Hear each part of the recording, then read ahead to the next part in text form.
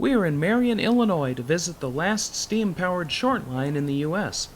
Sitting alongside the engine house of the Crab Orchard and Egyptian is the railroad's first steam locomotive, 1946 Porter-built 242 number 5. Following the end of Class 1 steam, a number of short lines gained fame as they continued to operate steam. Despite still operating steam in 1985, the C.O.E. is not one of those lines.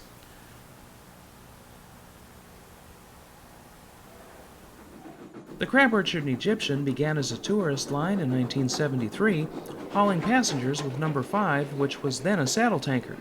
The 5 was rebuilt as a conventional tender engine the following year and continued hauling passengers into 1978.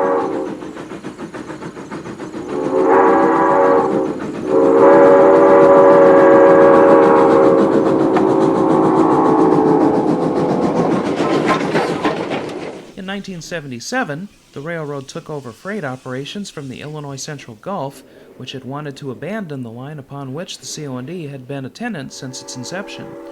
The railroad discontinued its tourist trains following the 1978 season, and from that point on was the only steam-powered common carrier in the U.S. Number 5 was retired in mid-1979, replaced by Canadian-built 280 number 17.